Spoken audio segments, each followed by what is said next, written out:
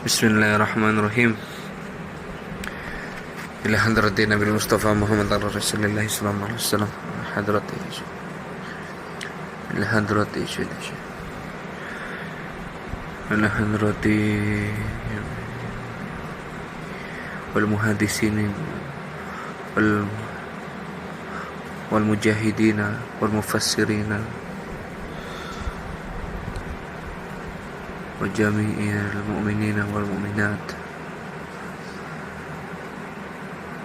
ila hadrati al-qutbil maktum wal barzahil maktum wal khatmil muhammadil ma'lum Abil Abbas Ahmad bin Muhammad Tijani hadrati shadish nah hadrati shadish ila hadrati samadul imam Syekh Salahuddin bin Mahmud Al-Hasani Al-Tijani ila hadrati al-arifur rahmah wa ziyaratul hikmah Syekhuna Ahmad Al-Khairi radhiyallahu Tijani radhiyallahu anhu ila hadrati jami'i khalifatihi wal muqaddamihi wa ikhwanihi wa ahbabihi min at-tariqati Tijani radhiyallahu anhum ajma'in barakati Nabi Mustafa Muhammad Rasulullah sallallahu alaihi wasallam. Al-Fatihah. A'udzu billahi minasyaitonir rajim. Bismillahirrahmanirrahim. Alhamdulillahi rabbil alamin. Ar-Rahmanir Rahim. Maliki yaumiddin. Iyyaka na'budu wa iyyaka nasta'in. Ihdinas siratal mustaqim. Siratal ladzina an'amta 'alaihim ghairil maghdubi 'alaihim waladdallin. Amin. Allahumma salli ala sayyidina Muhammadin al-Fatih lima ukhliqa wal khatim lima sabaqa nasiril haqqi bil haqq wal hadi ila siratikal mustaqim wa ala alihi haqqa qadrihi wa miqdarihi al-azim. Salatan tamnaul adala wal abada zamanan wal makanan madrubatan fi kulli adad bi adadi ma al-wahid al-ahad. Alhamdulillahi rabbil alamin.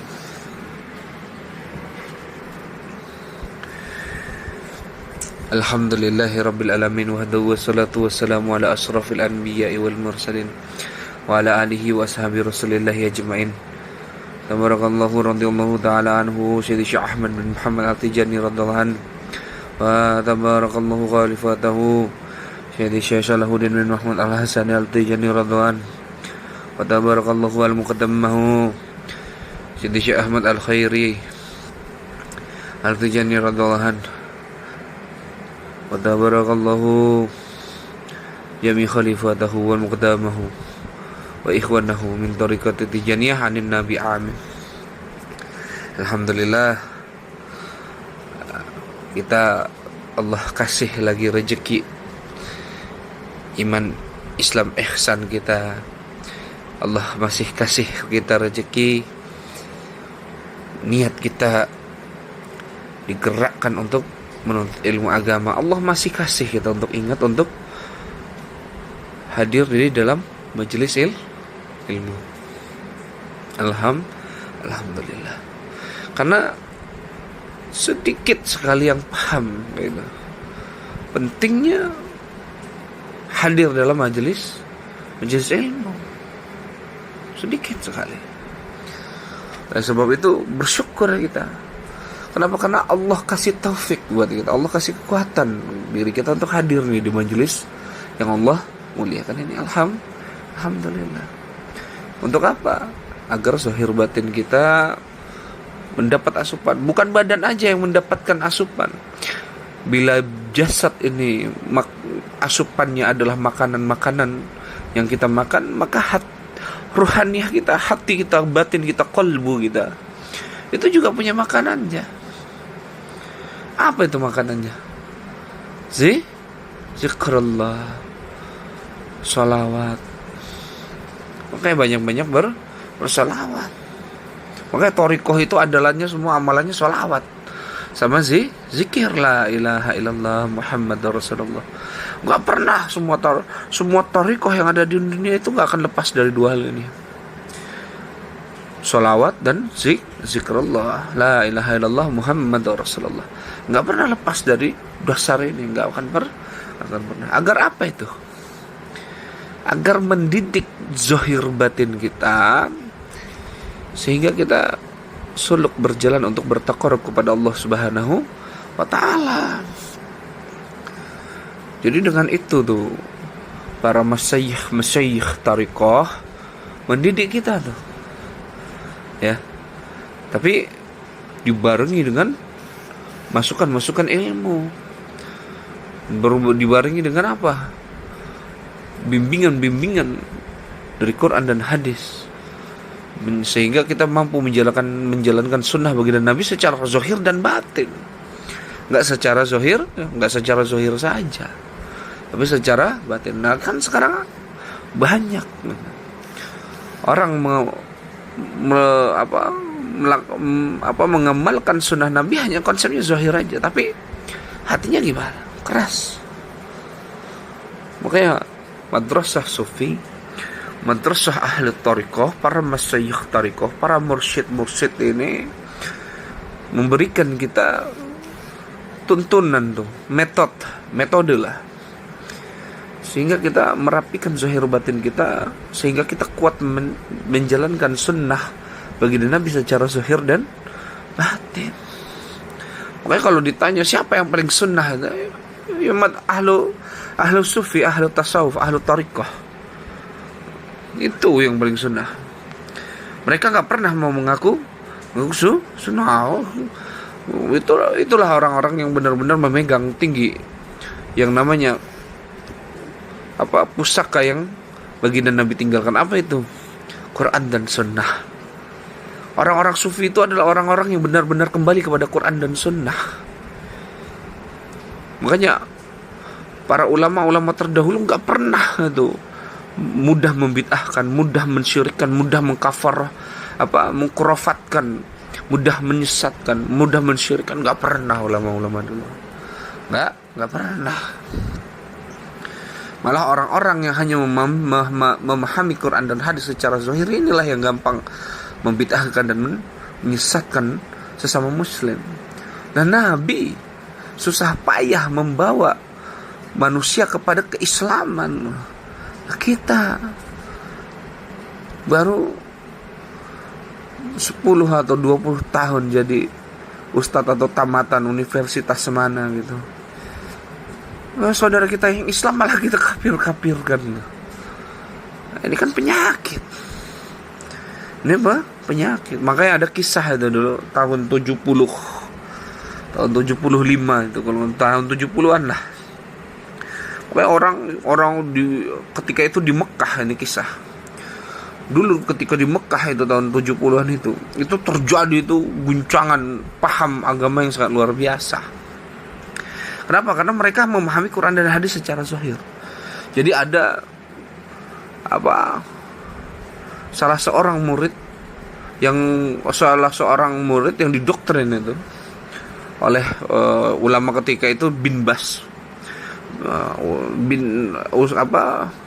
Syekh bin Bas ini punya murid namanya Yun Am gitu. Namanya Yun Am. Karena bin Bas kan gampang kan membid'ahkan, mengkafirkan. Ketika itu Yun Am ini bawa senjata di depan Masjidil Haram, dia tembakin itu semua orang yang ada di Masjidil Haram yang sedang ibadah, yang sedang ini. Kenapa? Karena dia mempercayai bahwa selain golongan mereka itu adalah bid'ah dan kafir, syirik dan sesat. Na'udzubillahi min dzalik. Tapi Yun Am itu siapa? Luar biasa dia itu. Sholat duhanya sama sholat tahajudnya luar biasa. Itulah kata ulama-ulama, guru-guru kita yang memang menceritakan ini. Seperti Syekh Salahuddin juga menceritakan bahwa mereka ini kayak gitu disebut Ibnu Muljam akhir zaman. Jadi saudara-saudaranya Islam lagi tawaf gitu tuh. Jadi karena ini ditembaki sama Yun Am itu pakai bredil senjata tuh. Mati semua dan berdarah di dalam. Tapi kisah ini kenapa nggak diangkat? Ini hasutnya, jeleknya orang-orang yang hanya memahami agama secara zahir. Kan ngeri akhirnya orang yang memahami agama secara zahir aja, ngeri. Sejelek-jelek ulama itu kalau dia masih memahami konsep tasawuf, paling dia bilang kamu ini bermaksiat. Paling hanya sekelas itu. Coba dia mengkafirkan, gak berani. Tapi bagaimana doktrin yang diberikan Syekh bin Bas itu kepada Yun Am tuh tahun 70-an, sampai dia berani berendil dengan senjata orang-orang yang sedang tawaf di Masjidil Haram. Kan ngeri itu. Nah, sebab itu ulama-ulama yang ini menekankan konsep-konsep metode tarbiyah, sehingga mendidik zahir batin kita untuk lebih bertaqarrub kepada Allah. Dengan apa? Dengan berkasih sayang dan menebar cinta kepada semua manusia, bukan umat muslimnya, semua manusia. Menebar cinta kepada semua manusia. Makanya punya akhlak. Akhirnya dia punya akhlak kan.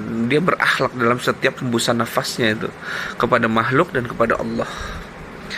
Nah, inilah orang-orang yang mendapatkan tazkiyatun nafs. Makanya penting tuh kita memiliki seorang mursyid agar dibimbing. Makanya Rasulullah adalah sosok yang paling sempurna dalam membimbing ruhaniah kita. Namun siapa pewaris Rasulullah? Nah, ini para mursyid-mursyid yang ada di madrasah Thariqah.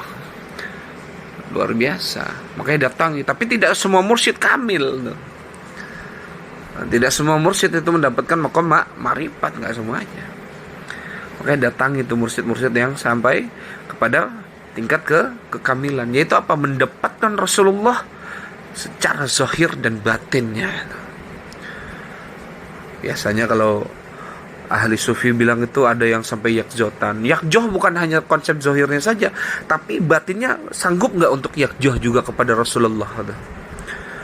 Ini yakjoh secara zahirnya yakjoh kepada Rasulullah, batinnya enggak yakjoh kepada Rasulullah. Nah, ini juga bisa jadi gurur gitu. Tapi bukan salah yakjohnya ya, jangan salah paham kita. Yang salah individualnya tuh. Individualnya.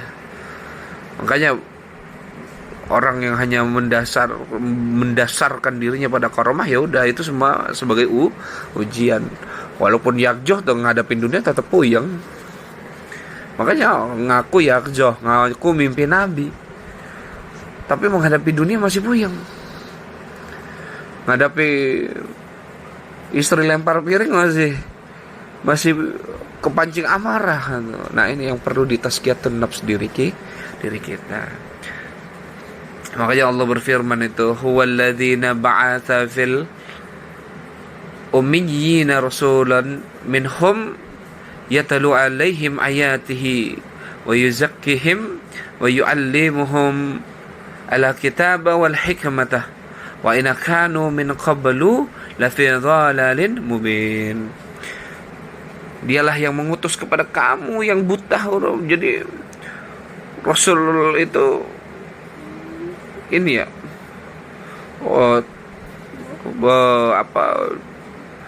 dia ketika mendapatkan firman Allah itu benar-benar wahyu dari Allah, karena keadaan ketika itu Rasulullah benar-benar tidak bisa membaca dan menulis. Makanya dialah yang mengutus kepada kaum yang buta huruf seorang Rasul di antara mereka, yang membacakan ayat-ayatnya kepada mereka, mensucikan mereka dan mengajarkan kepada mereka kitab dan hikmah loh kan. Makanya orang yang hanya seperti kajian Asyurah kita yang sebelumnya apa? Orang yang hanya berhenti pada zahirnya agama, mereka menolak hikmah tuh. Dan sesungguhnya mereka sebelumnya benar-benar dalam kesesatan yang nyata. Makanya orang itu dibimbing dengan hikmah dan maknawi, sehingga dia mendapatkan sunnah secara zahir dan sunnah secara batin. Makanya dialah yang mengutus kepada kaum yang buta huruf seorang Rasul di antara mereka, kepada kaum yang buta huruf. Tapi ahli sufi menafsirkan ini luar biasa. Jadi Rasulullah itu ketika dia hadir kayak gitu, secara zahir memang beliau tidak bisa membaca dan menulis, tapi beliau paham setiap kalimat-kalimat ilahiyah, dan dia membacanya dan menyaksikannya. Sedangkan orang-orang di sekitarnya ketika itu mereka buta huruf.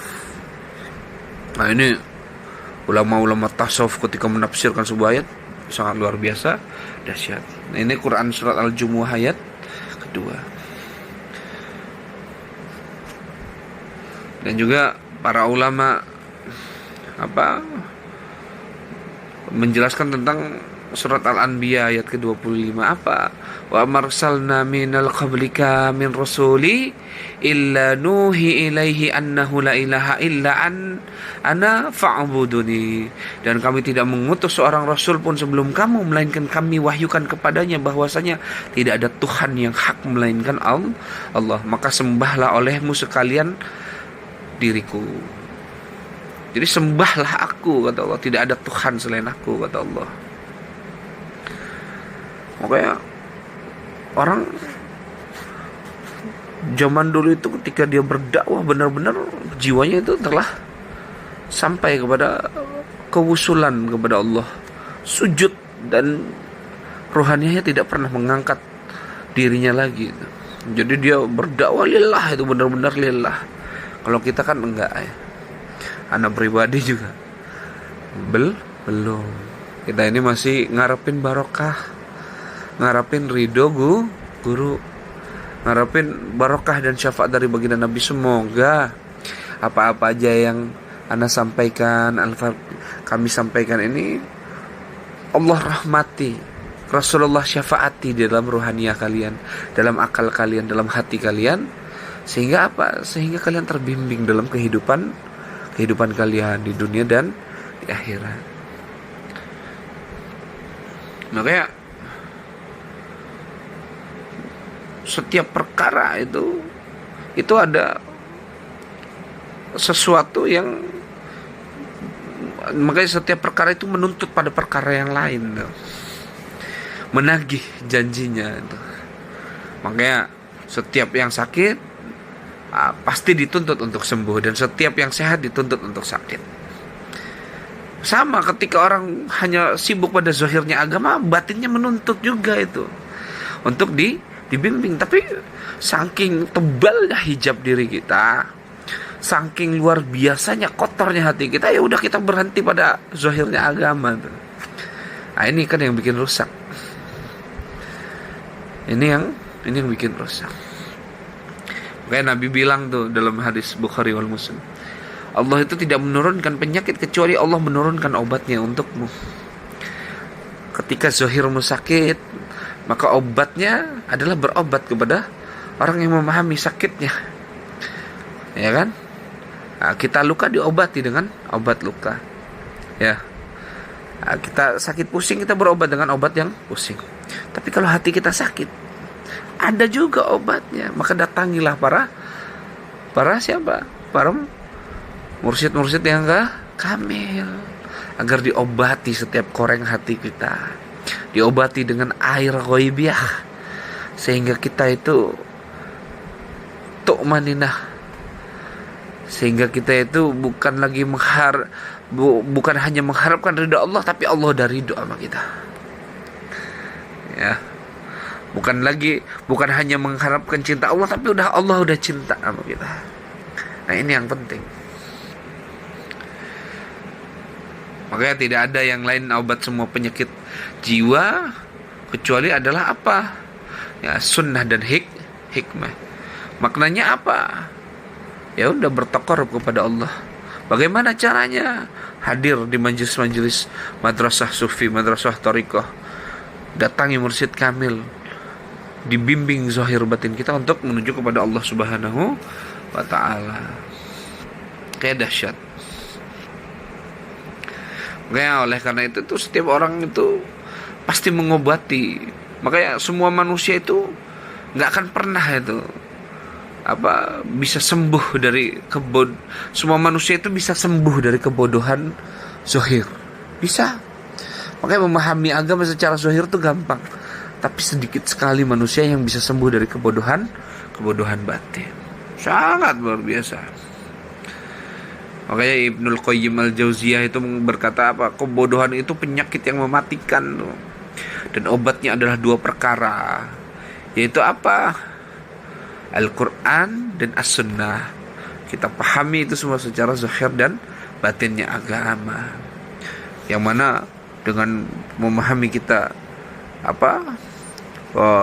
martabat makomat iman dan martabatnya, makomat Islam dengan martabatnya, makomat ihsan dengan martabatnya. Kayak guru aneh itu Syekhuna Ahmad Al-Khairi Ar-Radi ngomong tuh, agama itu tiangnya 3. Agama itu tiangnya 3, iman, Islam, ihsan. Iman itu tiangnya 6, Islam itu tiangnya 5, ihsan tiangnya 1. Iman itu tiangnya 6, iman kepada Allah, kepada malaikat Allah, kepada kitab Allah, Rasul, ya, kepada hari akhir, qada dan qadar. Tiangnya Islam itu 5, apa itu? Ucapkan syahadat, menegakkan sholat, membayar zakat, menunaikan zakat, berpuasa di bulan Ramadan, dan naik haji bila yang mampu. Nah, tiangnya ihsan itu 1. Apa? Beribadahlah kamu seakan-akan kau menyaksikan Allah. Bila engkau tidak bisa, kata Rasulullah, maka beribadahlah kamu, sebab Allah pasti menyaksikan dirimu. Engkau tidak akan pernah lepas dari pandangan Allah. Jadi jangan berputus asa dari rahmat Allah. Terus hadir di majelis-majelis ilmu. Terus dekat sama para guru-guru kita. Terus kita bertarbiyah dan bertazkiyatun nafs diri kita. Sehingga kita mendapatkan itu sifat al-hadi. Akhirnya kita diberi petunjuk batin kita untuk terus suluk menuju kepada Allah Subhanahu wa ta'ala. Dengan bimbingan apa? Dengan bimbingan rohaniah dari Nur Muhammadiyah.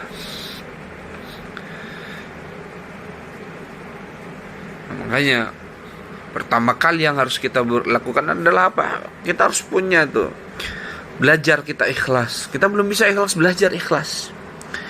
Ikhlaskan diri kita untuk jalan di majelis taklim. Ikhlaskan diri kita untuk berzikir. Kita ini kan ibadah masih beban. Belajar kita ikhlas dalam beribadah. Belajar kita ikhlas untuk melangkahkan kaki di majelis taklim.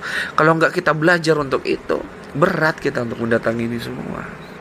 Akhirnya apa? Akhirnya apa? Ngaji cuma sebentar doang. Wirid cuma kalau ada masalah doang. Nah, ini kan penyakit jadinya. Kenapa? Karena kita nggak mau belajar ikhlas. Karena kita nggak mau belajar ikhlas. Kenapa? Karena sifat ketika kita mau mendapatkan sifat-sifat mulia, akhlak-akhlak mulia, kita harus menyiapkan wadahnya dulu. Kita siapkan wadahnya dengan baik, ya. Kita siapkan tempatnya dengan baik, sehingga kita ini benar-benar dituangkan dengan sesuatu yang baik juga. Kalau wadah kita jelek, wadah kita nggak mungkin kan. Makanan apa sih yang paling enak di dunia ini? Apa makanan yang paling enak? Taruhlah steak gitu ya. Atau apa? Makanan yang paling enak itu taruh apa? Ya taruhlah steak ya. Steak misalnya steak apa? Steak wagyu gitu ya, yang harganya 500.000 gitu. Gak mungkin kan ditaruh di atas daun pisang gitu. Dan gak mungkin kan kita masuk untuk makan steak wagyu itu di warteg tuh. Gak mungkin. Pasti di restoran yang mewah. Kita masuk, kita disambut, ya kan? Disambut, kita duduk, dilayani di ini. Hanya untuk makan steak wagyu. Jadi kita ini layani dulu diri kita ini. Dengan apa? Dengan menggerakkan diri kita ke majelis taklim, dengan berpasrah diri kepada seorang mursyid yang kamil, agar mentazkiyatun nafs diri kita. Pasrahkan zahir batin kita kepada beliau, dibimbing kita dengan Quran dan Sunnah, diberikan kita paham agama secara zahir dan batin, sehingga kita bisa suluk tuh, berjalan tuh untuk bertakorup, ya, untuk bermakrifah, mendekatkan diri kepada Allah, mengenal Allah. Karena itu adalah fitrah dari semua manusia. Wa khalaqtul jinna wal insa illa liya'budun, itu fitrah. Tidaklah aku ciptakan jin dan manusia kecuali untuk abudun, menyembahku. Tapi para ulama memaknainya adalah mengenal Allah. Jadi kemakrifatan itu adalah fitrah semua manusia. Tapi saya udah bertahun-tahun suluk Ustaz, tapi gak makrifat. Jangan jadikan makrifat tujuan. Karena setiap yang fitrah itu pasti akan kau dapatkan. Cuma takdirmu seperti apa. Makanya ada orang yang dapat kemarifatan itu ketika dia masih hidup. Ada ketika sakaratul maut. Ada ketika ditanya ditanya di alam kubur dengan munkar nakir, "Man rabbuka?" Siapa Tuhanmu? Itu pertanyaan kemarifatan. Ada yang ketika hari kiamat. Ada yang paling terakhirnya, gak mungkin kau tidak mengenalku, kata Allah. Ketika engkau ada di dalam neraka, gak mungkin kau tidak mengenalku, kata Allah. Jadi semua ini adalah perjalanan agar kita mengenal Allah. Tapi kita tapi karena tebalnya hijab dalam diri kita, ini kita sibuk aja, kerja aja, ya. Nilainya gak mau jadi ibadah, ya.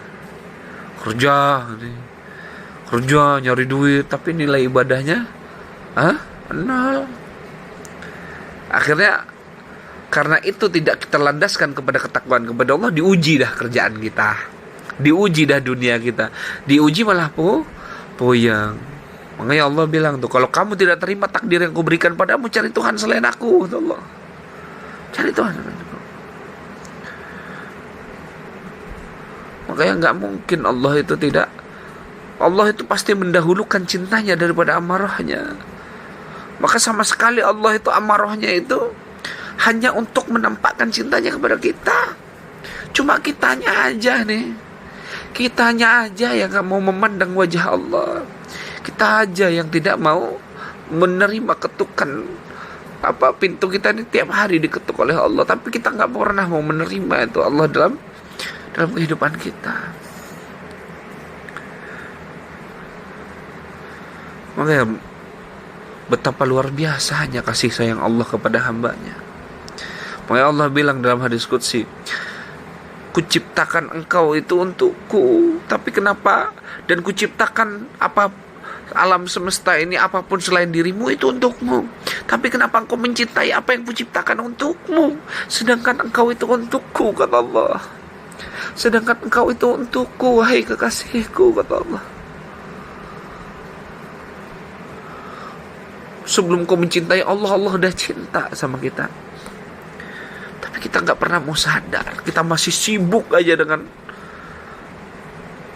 hawa nafsu kita, pemikiran kita, lisan kita yang kotor, hati kita yang keruh, mata kita yang hanya sibuk kepada sesuatu yang bermaksiat. Kita langkahkan kaki kita kepada sesuatu yang tidak Allah ridhoi. Tangan kita melakukan hal-hal yang tidak Allah sukai. Kita gak pernah mau bawa zahir batin kita untuk bertakarub mengenal kepada Allah. Allah hanya ingin Allah itu hanya ingin kita mengenalnya. Makanya untuk mengenal Allah kan susah gitu. Ya kan? Makanya Allah turunkan syariat untuk mentarbiyah diri kita. Allah turunkan tuh syariat untuk mentarbiyah diri kita, sehingga kita lebih gampang mengenal Allah. Tapi akhirnya kita memahami syariat dengan zahirnya saja. Ya udah, akhirnya kita ketika syariat kita sibuk pada syariat, akhirnya kita menilai syariat orang lain. Nah, ini yang penyakit. Nah, akhirnya jadi penyakit. Makanya mengingat Allah itu sangat dianjurkan di madrasah thariqah. Kenapa? Karena untuk dasar pertama engkau bertakarub kepada Allah adalah dengan zikrullah.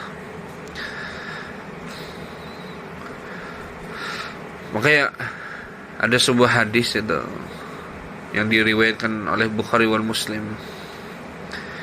yang mana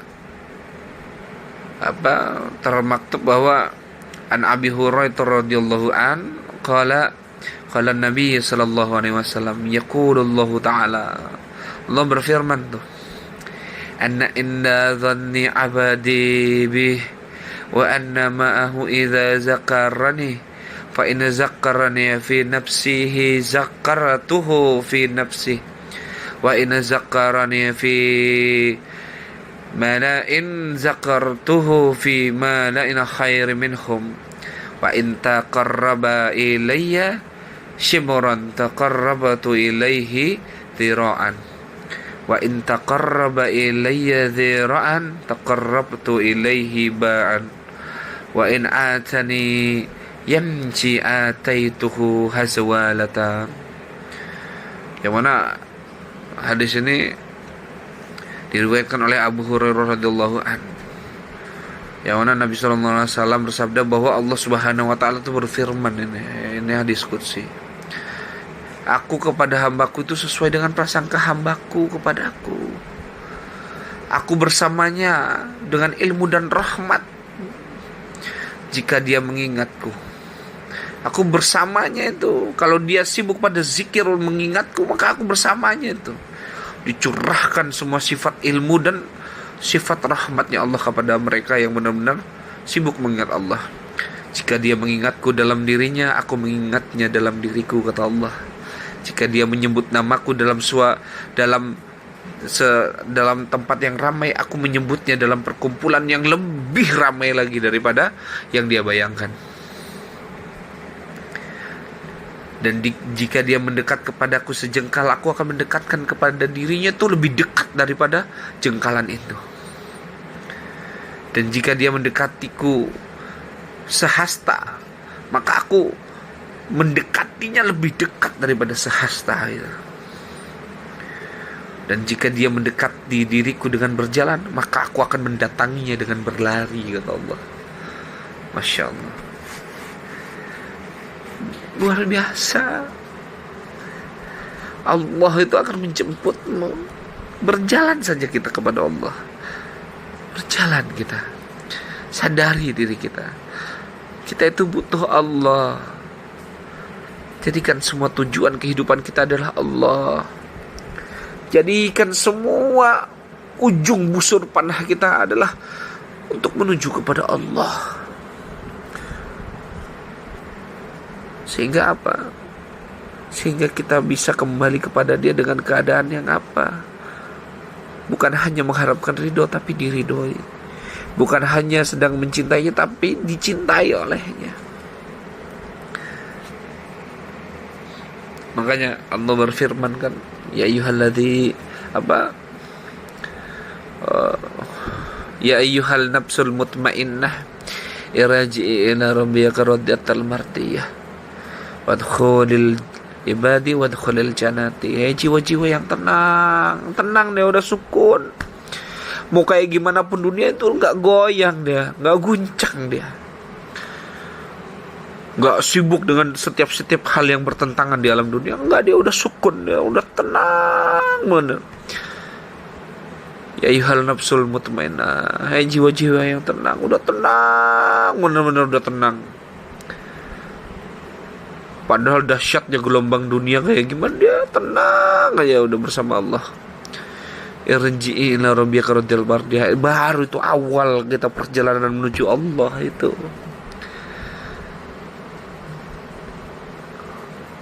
Baru kita kembali itu kepada Allah. Kembalilah kamu dalam keadaan engkau ridho kepadaku, maka aku akan ridho padamu, kata Allah. Dan masuklah kamu dalam golongan kekasihku, hambaku maknanya. Dan masuklah kamu ke dalam surgaku, kata Allah. Kita aja tenang belum? Taubat baru 3 tahun, 4 tahun. Dakwah udah kayak pendekar turun gunung. Wa'iyyazubillah. Semoga Allah rahmati hati kita. Semoga Allah jaga kita dari setiap perkara-perkara yang membuat kita jauh dari Allah. Makanya orang-orang yang udah sampai kepada kewusulan kepada Allah itu gak goyang dia. dia akan merasakan kebersamaan dengan Allah itu yang sangat luar biasa. Makanya kan Allah bilang dalam Al-Quran, aku itu lebih dekat kepadamu itu daripada urat lehermu. Aku lebih dekat daripada itu. Saking dekatnya itu kita nggak bisa lihat itu. Ya, urat leher kita kelihatan kagak tuh? Kagak ya. Makanya saking luar biasanya Allah mencintai kita, Dia jaga kita tuh. Dia jaga kita, Dia rawat kita. Ya. Tapi kita nggak pernah mengakui kehadirannya. Kita malah mengakui kehadiran hawa nafsu kita. Akhirnya hawa nafsu kita menguasai kita. Akhirnya kita ngikutin semua keinginan hawa nafsu yang memberikan khayalan-khayalan di alam pikir. Akhirnya apa itu? Kita punya penyakit yang namanya apa? Berangan-angan panjang. Tetangga punya mobil, besok ku beli. Kan gitu penyakit. SMS, susah melihat orang senang, senang melihat orang susah. Ini penyakit. Makanya madrasah thariqah mendidik itu, merapikan zahir kita, merapikan batin kita. Agar apa? Agar kita dapat nih cinta Allah yang Allah janjiin buat kita. Makanya mencintai dulu kita, cinta dulu kepada Allah. Walaupun kita baru mencintai Allah udah sebelum kita hadir di dunia, Allah udah cinta.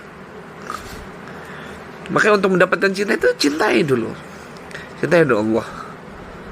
Bagaimana? Nah, belajar tuh kita cinta dengan ulama, belajar tuh kita cinta dengan ilmu, belajar tuh kita cinta dengan para mursyid, belajar tuh kita cinta dengan semua manusia, belajar tuh kita lebih cinta lagi kepada sahabat-sahabat muslim kita. Berhusnuzonlah kita kepada semua makhluk-makhluk Allah, agar Allah pun berlaku baik kepada kita. Nah, ini enggak kan kita. Teman aja lebih dikit daripada kita hasut. Iri, dengki, ini penyakit. Yang enggak ada obatnya itu dengki. Makanya Sayyidina Ali bilang, orang yang dengki, orang yang hasut itu enggak ada obatnya. Itu akan berhenti kalau salah satu di antara mereka mati. Itu fitnah itu. Ini penyakit. Kayak thariqah, madrasah thariqah, madrasah sufi. Setiap mursyid-mursyid yang kamil, yang usul ini mendidik hal ini. Agar apa? Agar kita paham apa tujuan Allah ciptakan kita dalam kehidupan. Ya. Agar kita ngerti, paham. Buat apa sih kita ini diciptakan? Bukan buat ngikutin hawa nafsumu, tapi untuk mendidik hawa nafsumu, bukan membunuhnya. Kalau ada para ulama bilang, ayo bunuhlah hawa nafsumu agar engkau sampai kepada Allah, itu kias, istilah. Mana ada orang yang tidak melakukan apapun dengan hawa nafsu, cuma hawa nafsunya udah terdidik. Dia bersih dari bagian hawa nafsu. Akhirnya apa? Ketika hawa nafsu itu bersih, maka dia jadi cahaya ruhani itu. Ya. Akhirnya hawa nafsu itu adalah apa tuh? Ibarat kuda. Kuda kalau udah jinak itu. Kita ketemu kuda di hutan liar. Kita didik, kita jinakin, kita ini udah jinak kan kita gunain untuk keluar dari hutan. Udah keluar dari hutan gimana? Apa sering dipakai? Enggak, pelihara aja, kasih makan, dididik dengan baik. Sering dipakai? Enggak kan? Kenapa? Kita udah sampai. Beda kan kandangnya? Masa kita mau satu kandang sama kuda kita tidur kan? Enggak, beda kandang kita dengan hawa nafsu kita. Ya. Paham gak? Ini kiasnya. Agar kita mendapatkan cinta Allah itu dalam kehidupan kita. Makanya tidak ada satu pun makhluk yang di dunia ini yang tidak Allah cintai, nggak ada. Allah cinta. Allah cinta. Makanya bagaimana kita bisa mencintai semua apa yang Allah ciptakan kalau Allah nggak kasih cinta sama kita? Gimana mau kita cintai? Kenapa? Karena kita nggak terwarisi cinta. Bagaimana kita mau mengikhlaskan setiap perbuatan kita kalau Allah nggak ngasih ikhlas itu kepada kita?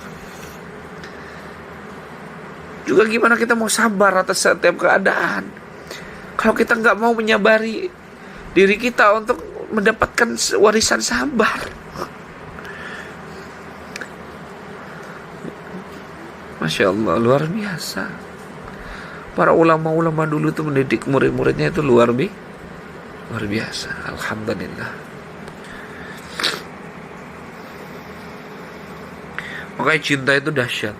Makanya mana mungkin kita bisa mencintai makhluk Allah kalau Allah nggak ngasih cinta kepada kita. Makanya ada sebuah riwayat hadis dari Bukhari wal Muslim. Apa itu? An Abi Hurairah qala Rasulullah sallallahu alaihi wasallam, innallaha idza ahabba abadan da'a Jibril fa qala inni uhibbu fulanan fa ahibbuhu. Qala fayuhibbuhu Jibrilu summa yunadi fis samai fayaqulu innallaha yuhibbu fulana fa'ahibbuhu fayuhibbuhu ahlus sama. Qala summa yudha'u lahul qubulu fil ard wa idza abghada abadan da'a Jibrila fayaqulu inni abghidun fulanan fa abghidahu. Qala fayubghiduhu Jibrilu thumma yunadi fi ahli sama innallaha yubghidu fulana fa abghiduhu. Qala fayubghidunahu thumma tuwadda'u lahul ba'da'u fil ard.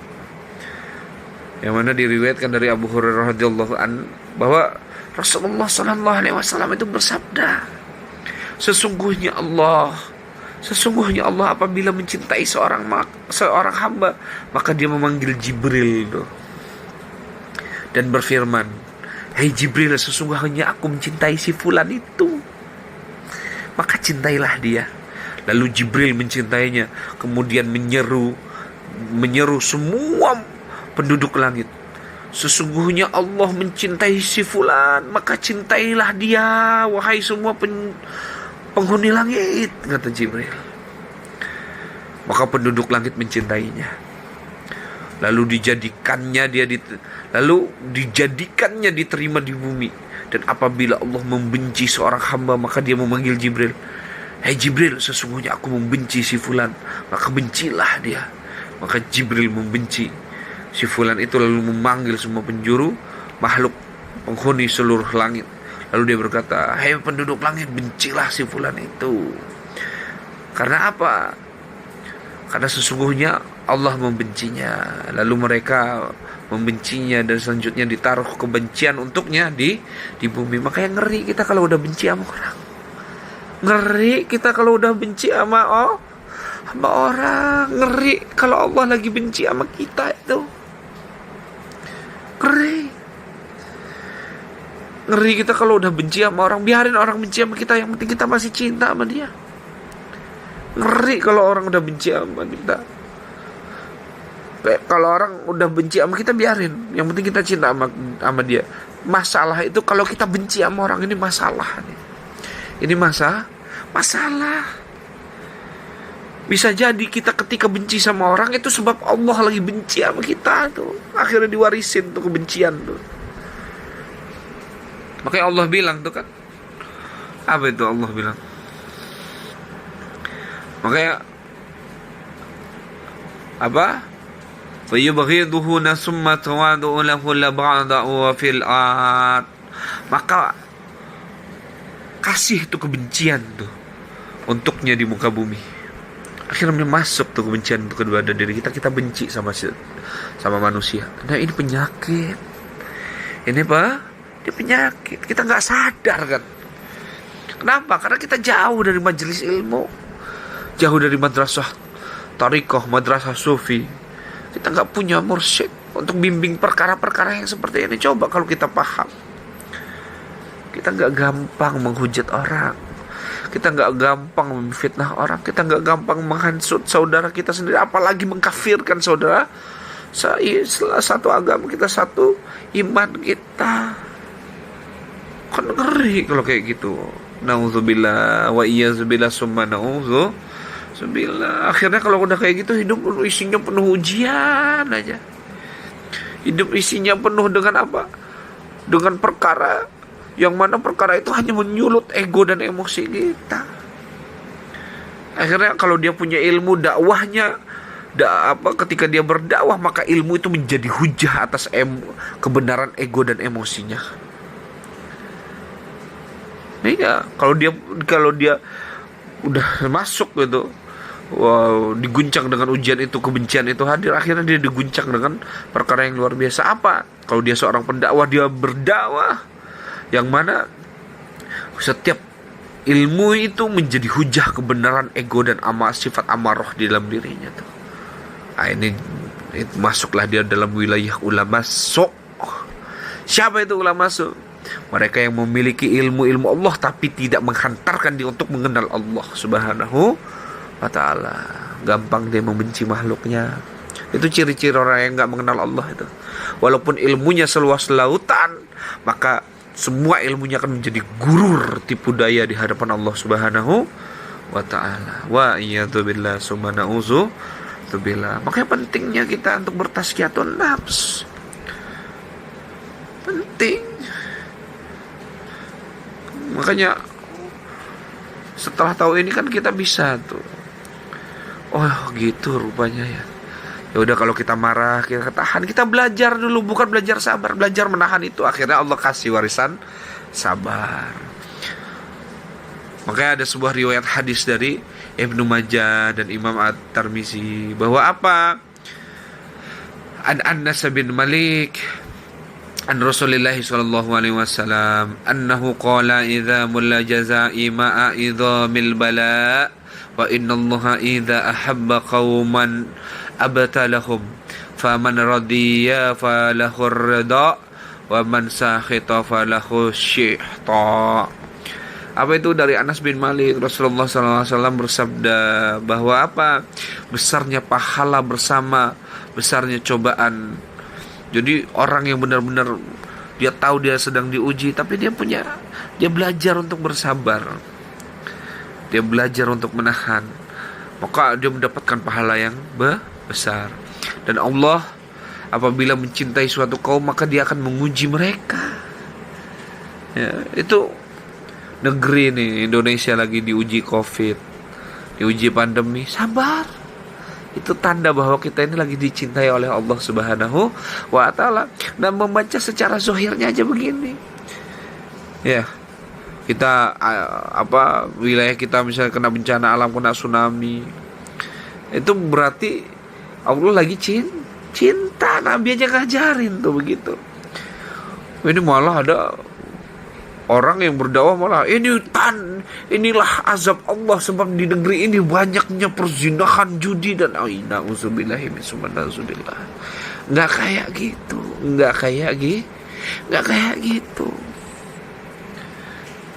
Maka Allah bilang apa? Makanya Allah bilang wa innallaha idza ahabbatul qauman abtalahum. Kalau Allah udah cinta suatu kaum, maka Allah akan menguji mereka. Akhirnya dia lebih ingat kepada Allah. Dan barang siapa yang ridho atas ujian itu, kata baginda Nabi, maka baginya keridhaan Allah. Dan barang siapa yang marah, menolak ujian ini, marah karena dia diuji, maka baginya kemurkaan Allah. Riwayat Ibnu Majah dan Imam At-Tirmizi. Ini baginda Nabi ngajarin. Makanya banyak orang yang memahami sunnah hanya secara zahir. Ini juga termasuk sunnah batin Nabi nih. Bisa nggak kita ngamalin? Sulit kan? Nah ini yang mulai hilang. Tapi madrasah sufi, madrasah tariqah, para mursyid, para masyayikh yang musul menjaga nih sunnah ini. Ambil, kuatkan langkah kaki kita untuk mendatangi madrasah tariqah, sehingga kita diwarisi akhlak-akhlak rabbaniyah. Kita mengenal Allah di seluruh nafas kehidupan kita. Akhirnya apa? Akhirnya kita sadar bahwa sedetik pun kita tidak pernah berpaling dari Allah. Sebab Allah tidak pernah memalingkan wajahnya dari kita. Berjuta kali engkau berpaling dari Allah, maka Allah akan berjuta-juta kali lipat lagi menghadapkan wajahnya pada wajahmu. Dan berjuta-juta kali engkau lari dari Allah, maka setiap akhir pelarianmu adalah hadiah. La ilaha illallah Muhammad Rasulullah.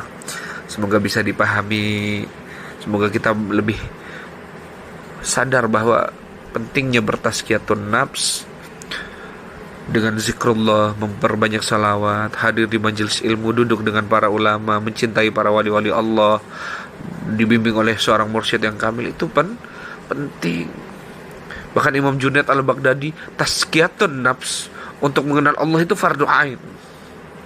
Makanya pahami dulu, bersihkan hati kita.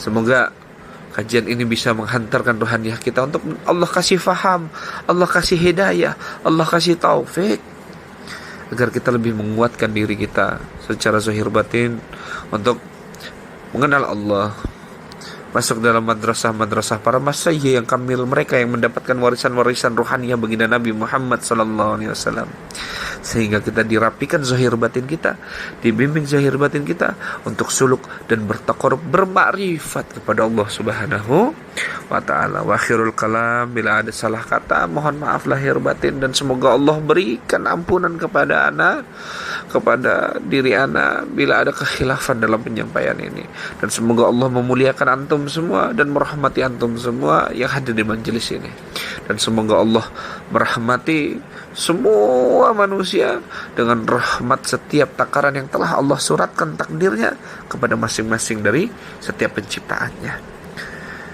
Wallahu bitaufiq wa akhirul kalam, wallahu muwaffiq. Allahumma salli ala sayyidina Muhammadin al-fatih lima ughliq wal khatimi lima sabaq, nasiril haqqi bil haqq wal hadi ila siratikal mustaqim, wa ala alihi haqqa qadrihi wa miqdarihil azim.